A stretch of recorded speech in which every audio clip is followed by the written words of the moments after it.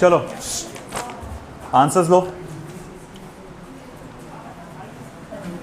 First का सी,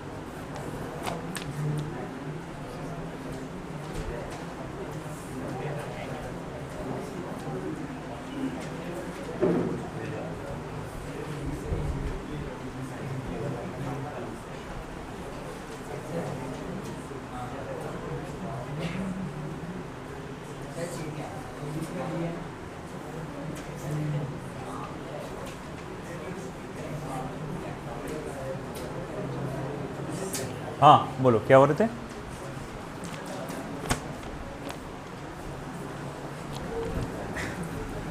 अमजद,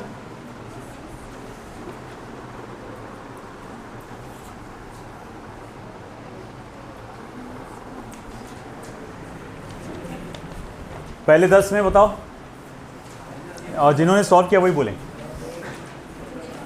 6 जिन्होंने just raise your hand.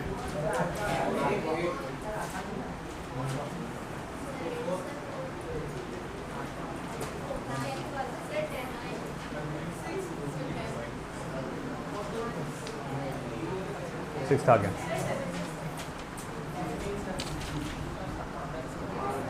रख दो वहीं पे। Only 10 from 1 to 10।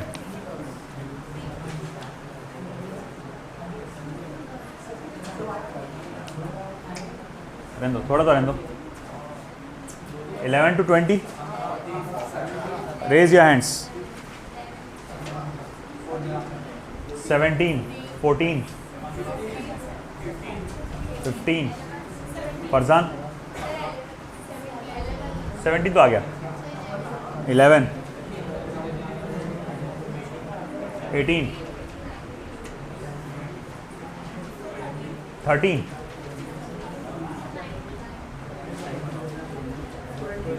21 to 25,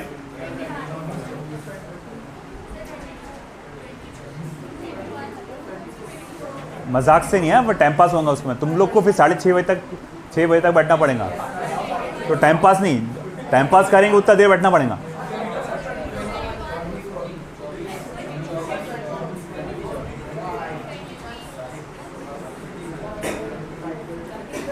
मैं बोला तुम जितना मैं बता दूंगा बैठना भी पड़ेगा। सीरियस नोट पे मेरे को कुछ मैं तो बताते रहूँगा। चलो starting from the third one. मुझे ताज्जुब हुआ तुमने तीसरा पूछे मुझसे। हाँ ये तो क्लास में कराया हुआ प्रॉब्लम है। हाँ pulling force making an angle theta to the horizontal is applied on a block of weight W.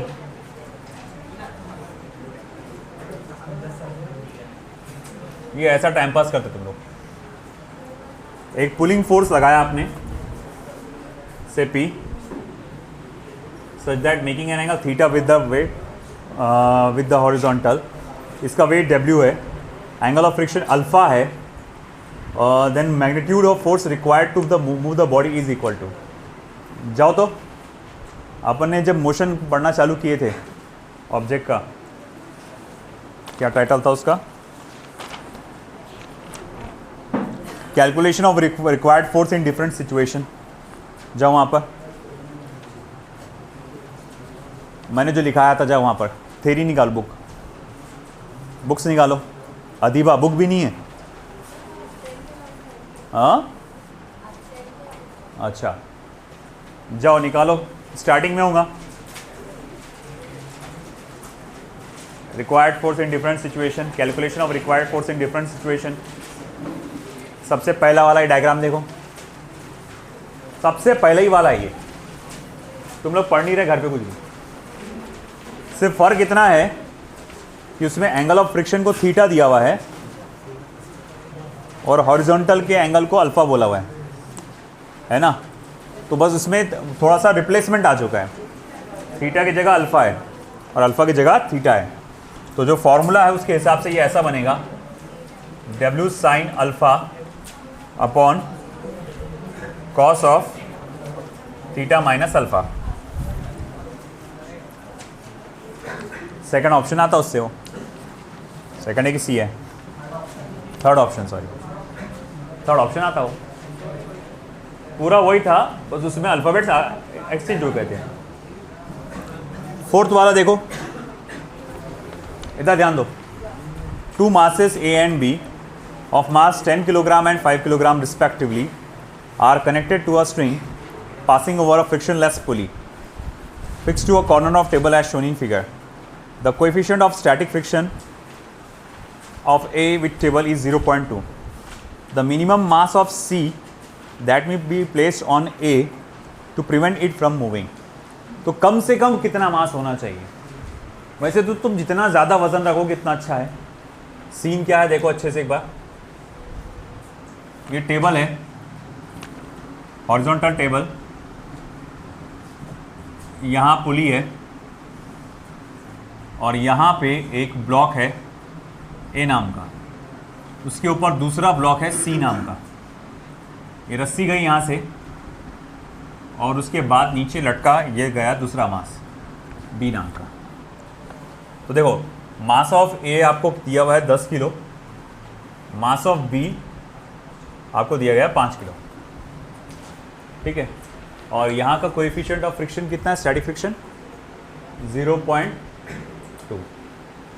अगर सपोज को ये सी नाम का मास नहीं होता है ना, सी नाम का मास नहीं होता तो ये नीचे खींच डालता था उसको, पूरा वज़न नीचे आता था और ये ब्लॉक आगे सरक जाता था। मगर उसको इधर आगे सरकने से बचाने के लिए अपन ने उसके ऊपर रखे वज़न, जिसका नाम क्या है सी।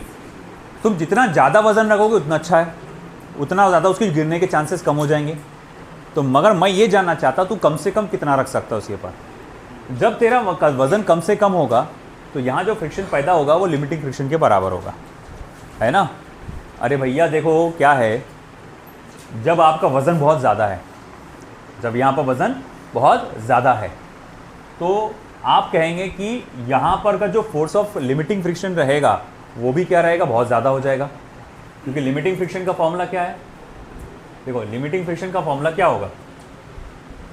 Mu S mass of A block plus mass of C block into acceleration due to gravity.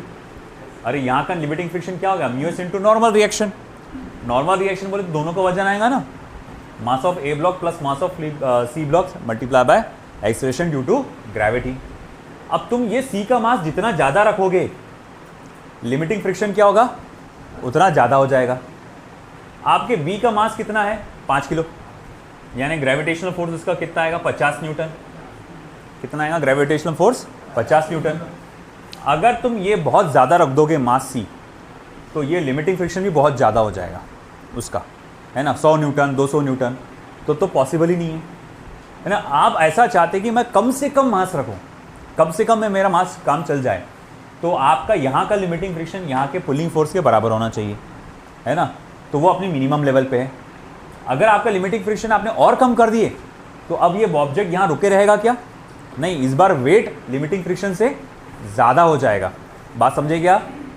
अगर मैंने ये मास को कम कर दिया तो यहाँ का लिमिटिंग फ्रिक्शन भी बहुत कम हो जाएगा। अगर मैंने बहुत कम कर दिया तो ये भी बहुत कम हो जाएगा। इस बार कौन जीत जाएगा फिर? वेट। वेट क्या चाह रहा कि मैं इसको खींच डालूँ पूरा नीचे। लिमिटिंग फ्रिक्शन क्या बोल रहा? मैं तो अपने ऊपर से जाने नहीं दूंगा उसको, है कि नहीं। अगर लिमिटिंग फ्रिक्शन ताकतवर है बहुत ज़्यादा तब तो सरकेगा नहीं, अगर लिमिटिंग फ्रिक्शन इस वजन के आगे कमज़ोर पड़ गया तो आगे चले जाएगा। तो भाई अपने को कम से कम क्या चाहिए, कम से कम क्या है कि लिमिटिंग फ्रिक्शन इसके बराबर रहे, तो उस वक्त मास भी क्या रहेगा, अपने कम से कम लेवल पे रहेगा। तो मैं कहूँगा to avoid slipping limiting friction should be equal to आपका वेट ऑफ द ऑब्जेक्ट यानी एम बी इंटू जी। अच्छा, लिमिटिंग फ्रिक्शन क्या आएगा फिर, mu S mass of A block plus mass of C block into acceleration due to gravity mass of B block into acceleration due to gravity. अब ये small जी cut जाएगा, फिर उसके आगे क्या होगा, mu S mass of B block, oh sorry अपने को निकालना है क्या, मास ऑफ सी ब्लॉक निकालना है। चलो म्यू एस की वैल्यू बताओ क्या है, 0.2। मास ऑफ ए ब्लॉक कितना है, 10 kilo. Mass of C block निकालना है और मास ऑफ सी ब्लॉक कितना है, 5 है ना। तो 10 प्लस एम सी 5/0.2, इसको मैं 50/2 भी लिख सकता हूँ, 50/2 भी लिख सकता हूँ। तो 10 plus mass of C block is equal to 25। तो mass of C block should be 15 kilograms. Answer क्या है, ए ऑप्शन 15 किलोग्राम्स। तो कम से कम कितना मास रखना पड़ेगा, 15 किलो का मास कम से कम उसके ऊपर रखना पड़ेगा, है ना। 15 किलो से ज़्यादा रखते तो अच्छी बात है, 15 किलो से ज़्यादा रखोगे तो अच्छी ही बात है, उससे प्रॉब्लम नहीं है, मगर कम से कम क्या रहेगा, 15 किलो का मास तुमको वहाँ पर रखना पड़ेगा। देखो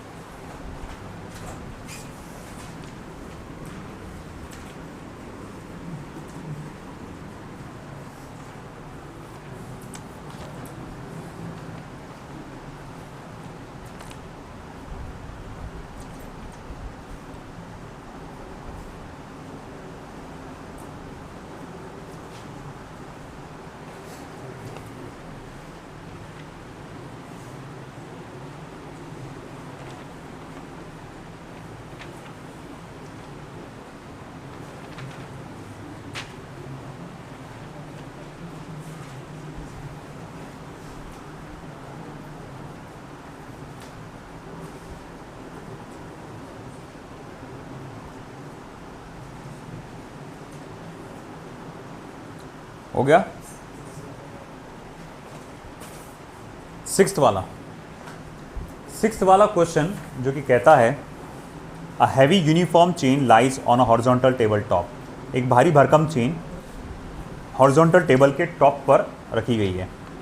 if the coefficient of friction between the chain and the surface is 0.25। Chain और सरफेस के बीच में का कोएफिशिएंट ऑफ फ्रिक्शन कितना है, 0.25। The maximum fraction of length of the chain. Maximum fraction, word fraction का मीनिंग क्या होता है, चलो बताओ। फ्रैक्शन पहली बार सुन रहे, हाँ, और सरल भाषा में बोलो, और सरल भाषा में बोलो। फ्रैक्शन, अरे वही, हाँ वही तकसीम। ओ माय गॉड, ऐसा लग रहा है किसी का नाम ले रहा तू। Divide, division, fraction. फ्रैक्शन मतलब होता है हिस्सा। अरे वही था है ना, दानियाल के तो बस ये दांतों तक के आ गया था। तो भैया फ्रैक्शन का मतलब होता है हिस्सा, है ना। अब ये क्या बोल रहा, व्हाट फ्रैक्शन ऑफ, कहाँ गए रे, वही है ना, हाँ, the maximum fraction of length of the chain. Chain का मैक्सिमम हिस्सा टोटल लेंथ में से जो नीचे हैंग कर सकता है यानी लटक सकता है, वो बताओ इन परसेंटेज के फॉर्म में। और कोएफिशिएंट ऑफ स्टैटिक फ्रिक्शन जो दिया हुआ है 0.25। देखो हमें एक फॉर्मूला याद है कि अगर कोई टेबल से आप चेन को नीचे लटकाते हैं तो ज़्यादा से ज़्यादा, है ना, आप कितनी चेन को लटका सकते हैं सेफली ताकि वो चेन घसर के नीचे ना गिरे। इसको कैलकुलेट करने के लिए एक फॉर्मूला हम लोगों ने डिराइव भी किए थे। अगर आपको याद दिला दूं, ये प्रॉब्लम नंबर कौन सा है, 6। ये टेबल है, यहाँ चेन है, मान लो ज़्यादा से ज़्यादा L' लंबाई की चेन आप टेबल पे से लटका सकते हैं। ज़्यादा से ज़्यादा कितनी चेन लटका सकते हैं, L', इससे ज़्यादा नहीं। तुमने इससे ज़्यादा लंबाई को और बढ़ाया तो चेन घसर के नीचे गिर जाएगी। तो मैक्सिमम आप L' लंबाई की चेन को नीचे लटका सकते हैं सेफली कि ये चेन नीचे घसर के नहीं गिरेगी। अब उसने फ्रैक्शन में पूछ लिया, बता दो, या परसेंटेज में बता दो कि ये जो है टोटल चेन की लेंथ का कितना हिस्सा है। अब वो कैसे निकालेंगे अपन, वेरी सिंपल, आपको L' upon L multiply by 100, क्योंकि परसेंटेज में पूछा है ना, तो उसने ये पूछा है आपसे L' अपॉन L यानी टोटल लेंथ में से कितना हिस्सा है वो परसेंटेज में बताओ। जैसे फॉर एग्जांपल टोटल चेन की लंबाई मान लो 10 मीटर है और जो लटक रही है वो 5 मीटर है। टोटल चेन की लंबाई 10 मीटर और जो लटक रही है वो 5 मीटर, तो परसेंटेज में वो कितना हुआ, 50% हुआ। फिर 5/10 यानी 1/2 मल्टीप्लाई बाय 100 यानी 50, सिंपल सी बात है। तो वैसे ही वो बोला परसेंटेज में कितना आएगा। अब ऐसा है कि हमारे पास L' का एक फॉर्मूला है, L' is equal to μL upon 1 plus mu, the maximum length of the chain that can hang safely. ज़्यादा से ज़्यादा लंबाई जो चेन की है ना आराम से लटक सकती है बिना नीचे गिरे, वो ये है। हमारी तलाश क्या है, L' मल्टीप्लाई बाय 100, इसकी तलाश है। तो क्यों ना एक काम करो, L' को इधर ला लो अपॉन L, तो बचेगा क्या, म्यू अपॉन 1 प्लस म्यू। इसको 100 से मल्टीप्लाई कर दो तो mu upon 1 plus mu multiply by 100। Mu कितना है, 0.25 अपॉन 1 प्लस 0.25, ये हो जाएगा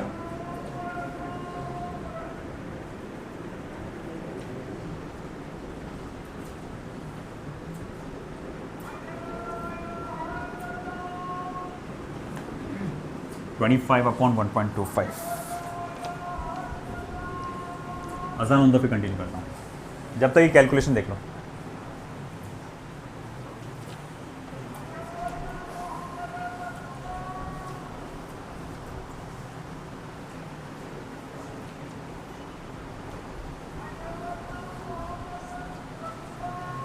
सल्लल्लाहु अलैहि वसल्लम।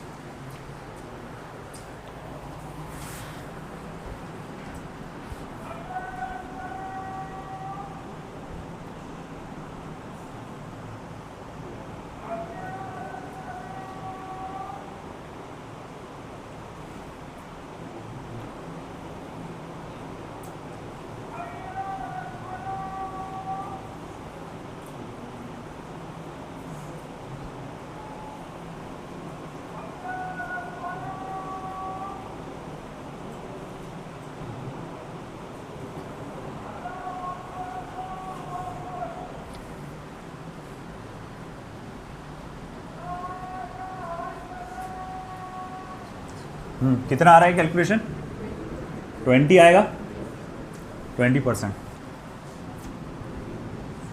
नेक्स्ट लिख लो,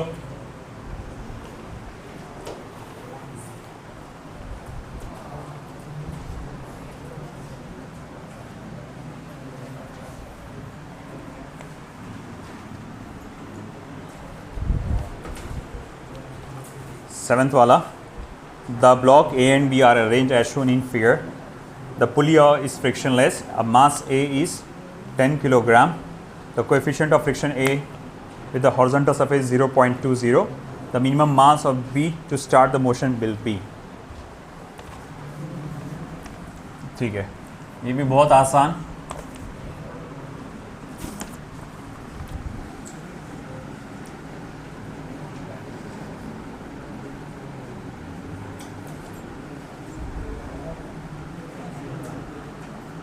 तो ये ब्लॉक ए है, इससे पे एक रस्सी गई और यहाँ से नीचे लटक रही है, ये ब्लॉक बी है, और यहाँ का कोएफिशिएंट ऑफ स्टैटिक फ्रिक्शन आपको जो दिया गया है 0.20 दिया गया है, 0.20। मास ऑफ ए ब्लॉक आपको मालूम है कितना है, 10 kilo. Mass of B block आपको पूछा गया है। देख रहे भाई, मास ऑफ ए ब्लॉक ये फिक्स है, इसकी वैल्यू क्या है, बड़े इधर ध्यान दे, इसकी वैल्यू क्या है, फिक्स है। तो अपने को इधर का मास मालूम है, यहाँ का कोएफिशिएंट ऑफ स्टैटिक फ्रिक्शन मालूम है, तो अपन क्या कैलकुलेट कर सकते हैं यहाँ पर, लिमिटिंग फ्रिक्शन, जो कि रहेगा mu S into normal reaction, यानी mu s m a into g, 0.2, mass कितना है इसका, 10 यानी कि 20 न्यूटन है कि नहीं।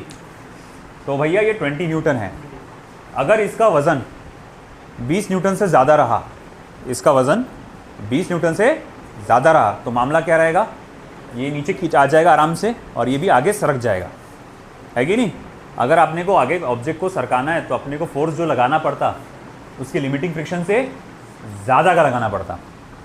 और अगर हमारा अप्लाइड फोर्स लिमिटिंग फ्रिक्शन के एग्जैक्ट बराबर है, देखो लिमिटिंग फ्रिक्शन एक ऐसी बाउंड्री है, लिमिटिंग फ्रिक्शन असल में क्या है, एक बाउंड्री है, स्टैटिक फ्रिक्शन की भी और काइनेटिक फ्रिक्शन की भी, है ना। अरे भैया, जैसे कि आप मान लो ये इंडिया का है, ये पाकिस्तान है, और ये इसकी बाउंड्री है, आप एग्जैक्ट ये बाउंड्री पे खड़े है कि नहीं। तो अगर आप एग्जैक्ट बाउंड्री पे खड़े हैं तो अब आप बोलेंगे आप कहाँ पर खड़े, आप जब चाहे बोल सकते कि मैं इंडिया के साइड में हूँ, आप जब चाहे सब बोल सकते अपन पाकिस्तान के साइड में हूँ। तो ये बाउंड्री जो है कहीं के लिए भी इस्तेमाल की जा सकती है। आप ये भी बोल सकते कि हाँ भाई ये मूव नहीं हुआ, आप ये भी बोल सकते कि हाँ ये बस ज़रा सा मूव हुआ, आई ना बात समझ में। तो लिमिटिंग फ्रिक्शन एक ऐसी बाउंड्री है जिसको आप ये भी बोल सकते हैं कि कम से कम इतना फोर्स चाहिए उसको रोके रखने के लिए, कम से कम इतना फोर्स चाहिए उसको रोके रखने के लिए, हाँ। और या आप ऐसा भी बोल सकते हैं कि कम से कम इतना फोर्स चाहिए उसको मूव करने के लिए, है कि नहीं। तो ये दोनों साइड से बोला जा सकता है। तो अगर मैं ये चाहता हूँ कि ये ऑब्जेक्ट घसरते हुए ना जाए, बस मामूली सा इसमें मूवमेंट हो, बस मामूली सा उसमें मूवमेंट हो, जिसको हम बोलते हैं कि मोशन का स्टार्ट हो गया। तो अगर आप चाहते हैं कि जस्ट मामूली सा इसमें मूवमेंट हो, तो आपका जो weight of the block B है उसको बराबर होना पड़ेगा किसके, लिमिटिंग फ्रिक्शन के। याद है ना कि ज़रा सा सरकाना है तो आपको जो फोर्स लगाते हैं आप, वो लिमिटिंग फ्रिक्शन के बराबर होना चाहिए। अच्छा, वेट क्या होगा इसका, तो एम बी इंटू जी इंटू लिमिटिंग फ्रिक्शन। तो जी देखो एम बी, जी को तो अपन 10 पकड़ते हैं, ये आएगा 20। तो मास ऑफ बी ब्लॉक कितना हो चाहिए बेटा, 2 किलोग्राम। आंसर में क्या है, 2 किलोग्राम है, तो कुछ और है, ये ऑप्शन आना चाहिए 7th का, वही है ना, 2 किलोग्राम।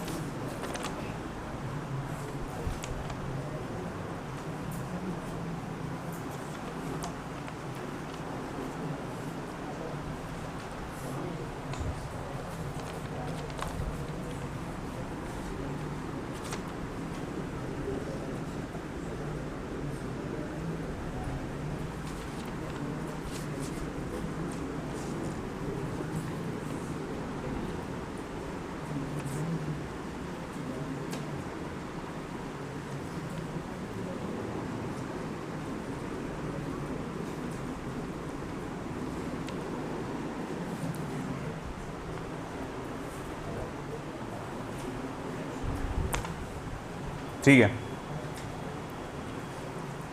तो आपने क्या देखा, एक ब्लॉक है जिसका मास 2 किलो है, जिस सरफेस पे रखा गया है उसका कोएफिशिएंट ऑफ स्टैटिक फ्रिक्शन 0.4 है। आपने 2.5 न्यूटन्स का फोर्स लगाया है। कितने का फोर्स लगाया है? 2.5 न्यूटन्स का फोर्स लगाया है।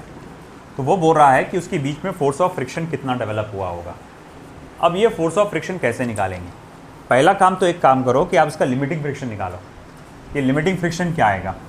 तो मैं कहूँगा देखो भैया, यहाँ का लिमिटिंग फ्रिक्शन आएगा μs इंटू नॉर्मल रिएक्शन, यानी कि भाई 0.4 इंटू मास इसका कितना है, या फिर मैं एक काम करता हूँ थोड़ा सा अल्फ़ाबेट लिख देता हूँ, μs इंटू mg। अब लिखो μs की वैल्यू कितनी है? 0.4। मास कितना है आपका? 2 किलोग्राम। g की वैल्यू कितनी है बेटा? 10। अच्छा ठीक है, ये कितना हो जाएगा? 8 न्यूटन। अब भाई तुमने क्या देखे आपने कि लिमिटिंग फ्रिक्शन कितने का है? अरे बोलो भैया, लिमिटिंग फ्रिक्शन कितने का है? 8 न्यूटन है लिमिटिंग फ्रिक्शन 8 न्यूटन है। मतलब अगर ज़रा सा भी सरकाना है इसको, तो कितने का फोर्स लगाना पड़ेगा? 8 न्यूटन। तुम कितना लगा रहे? अपन 2.5 लगा रहे, मतलब तुम लिमिटिंग फ्रिक्शन से कम लगा रहे। जब आप ऑब्जेक्ट को मूव करने की कोशिश करते हो, कोशिश कर रहे हो और वो मूव नहीं हो रहा, तो उसके अंदर कौन सा फ्रिक्शन डेवलप होता है? Static friction. याद करो एकदम पहले का, शुरू का अपन ने पढ़ाए थे, आया ना? जब किसी ऑब्जेक्ट को सरकाने की कोशिश कर रहे हो मगर वो अपनी जगह से सरक नहीं रहा, तो उसके दौरान ऑब्जेक्ट और सरफेस के बीच में जो फ्रिक्शन डेवलप होता है वो स्टैटिक फ्रिक्शन होता है। याद आया है ना? तो अब आप ऑब्जेक्ट को सरकाने की कोशिश कर रहे हो, उसके लिए फोर्स कितना लगा रहे हो? 2.5 न्यूटन, है ना? मगर उसको सरकाने के लिए कम से कम कितना चाहिए? 8 न्यूटन। तो वो सरकेगा क्या? नहीं सरकेगा। तो मतलब जो फ्रिक्शन डेवलप होगा क्या होगा? Static friction. और आपको याद दिला दूं, स्टैटिक फ्रिक्शन हमेशा अप्लाइड फोर्स के बराबर होता है। Force of static friction applied force के बराबर होता है। तो मैं बोलूँगा भैया, यहाँ force of static friction applied force के बराबर होगा, जो कि क्या होगा? 2.5 न्यूटन। इसीलिए कहते हैं रिकॉल करना, रिवाइज करना ज़रूरी रहता है। जब शुरू में मैंने चैप्टर पढ़ाया था, 2 दिन तक जब ये सवाल पूछ रहा था, सब ज़ोर ज़ोर से जवाब दे रहे थे। अभी थोड़े दिन गुजर गए, 1 हफ्ता गुजर गया मुश्किल से, अब सब भूल गए।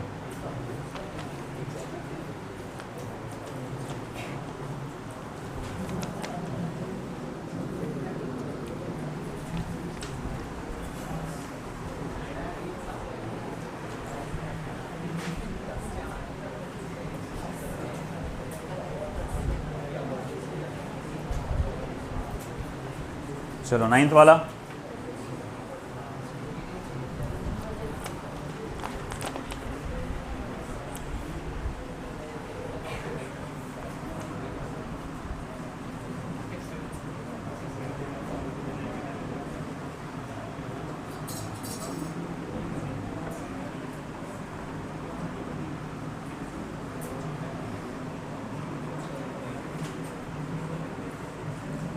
A horizontal force of 10 Newton is necessary to just hold a block stationary against a wall. The coefficient of friction between the block and the wall is 0.2. यहाँ का coefficient of static friction 0.2 है। The weight of the block is, block का weight क्या होगा?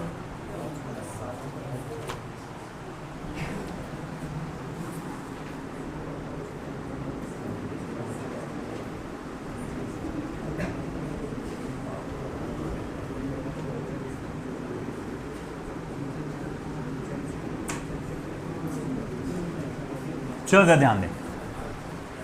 आप क्या देख रहे हैं बेटा कि एक ब्लॉक है, आप दीवार से उसको ऐसा थोड़ा सा दबा के रखें। दीवार की सरफेस का कोएफिशिएंट ऑफ स्टैटिक फ्रिक्शन 0.2 है, और जब आप 10 न्यूटन का फोर्स लगा रहे हैं, वो बस किसी तरह वहाँ पर चिपका हुआ है।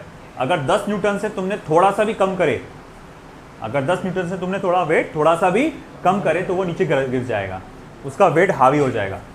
तो वो बोल रहा है कि पता लगा उस ऑब्जेक्ट का मास कितना होगा। बहुत आसान है, वो याद करो, सबसे लास्ट वाला याद होगा, मैंने आपको बताया था, उसी फिनोमिना पे है। सबसे पहले तो इसका फ्री बॉडी डायग्राम बनाओ। इस साइड में 10 न्यूटन का फोर्स लगा, ये एरो को आप यहाँ पर भी बता सकते हैं आसानी से समझ में आने के लिए कि डायरेक्शन यही है ना वो। तो बोले 10 न्यूटन का फोर्स इधर लगा। अच्छा एक बात बता, जब ब्लॉक से आप दीवार को ऐसा दबा रहे होंगे, ब्लॉक से दीवार को ऐसा दबा रहे होंगे, तो दीवार क्या कर रही होगी, नॉर्मल रिएक्शन दे रही होगी, तो उसका नॉर्मल रिएक्शन इधर आया होगा। चलो आर से बोलता हूँ मैं नॉर्मल रिएक्शन। नॉर्मल रिएक्शन कितना आया होगा, आर। अच्छा, उसको वेट कहाँ लग रहा होगा, ग्रेविटेशनल फोर्स किधर होगा, नीचे की तरफ, है कि नहीं। और फोर्स ऑफ फ्रिक्शन ऊपर की तरफ, फोर्स ऑफ फ्रिक्शन ऊपर की तरफ लग रहा होगा, क्योंकि अगर मान लो आपने थोड़ा सा कम फोर्स लगाए तो ग्रेविटेशनल फोर्स उसको नीचे खींच लेगा, है ना। तो फोर्स ऑफ फ्रिक्शन ऊपर लगेगा, क्योंकि जिस डायरेक्शन में मोशन हो रहा है या हो सकता है उसके ऑपोजिट डायरेक्शन में फोर्स ऑफ फ्रिक्शन लगता है। तो मैं बोलूँगा जब तक के force of friction greater than equal to weight mg है, जब तक के force of friction greater than equal to weight mg है, तो भैया तब तक ये ब्लॉक्स सलामत है। फोर्स ऑफ फ्रिक्शन की मिनिमम वैल्यू क्या रहेगी फिर, बोले मिनिमम वैल्यू mg के बराबर रहेगी। देखो फोर्स ऑफ फ्रिक्शन जितना ज़्यादा है उतना अच्छा है, बस एक मिनट में, फोर्स ऑफ फ्रिक्शन जितना ज़्यादा है उतना अच्छा है, मगर कम से कम क्या होना चाहिए, वेट mg है बराबर होना चाहिए। ये फोर्स ऑफ फ्रिक्शन की मिनिमम वैल्यू है। और जब ऑब्जेक्ट मूव नहीं होता है ना, या फिर हम लोग कहेंगे जो फोर्स ऑफ स्टैटिक फ्रिक्शन की आखिरी वैल्यू होती है वो क्या होता है, लिमिटिंग फ्रिक्शन। यानी यहाँ जो फोर्स ऑफ फ्रिक्शन होगा वो कौन सा होगा, limiting friction is equals to mg। Limiting friction का फॉर्मूला क्या रहेगा, μs into n, that is equals to mg। μs की वैल्यू क्या है बेटा, एक मिनट पहले, एक मिनट रुक जाओ। μs इंटू नॉर्मल रिएक्शन किसके बराबर रहेगा, अप्लाइड फोर्स के बराबर रहेगा। देखो ना ये नॉर्मल रिएक्शन इधर है, नॉर्मल रिएक्शन को r से दे रहे ना यहाँ पर, नॉर्मल रिएक्शन इधर है और अप्लाइड फोर्स इधर है, तो वो अप्लाइड फोर्स के बराबर रहेगा। फिर मैं बोलूँगा μs की वैल्यू क्या है, 0.2, अप्लाइड फोर्स कितना है 10, मास कितना है m, acceleration due to gravity कितनी है 10, ये 10 और 10 क्या हो गया, cancel. m is equals to फिर क्या हो जाएगा 0.2 किलोग्राम। चेक करो आंसर, क्या रहा आंसर। अरे तो न्यूटन में है ना, ये मास आया, वेट क्या आएगा 0.2 मल्टीप्लाई बाय 10, 2 न्यूटन, यानी कि होना चाहिए वो ए ऑप्शन। आया क्या समझ में, बात को समझे। नमाज से आ जाओ, फिर उसके बाद और डिटेल इसको फिर से बता देता मैं, नमाज के बाद कंटिन्यू करेंगे।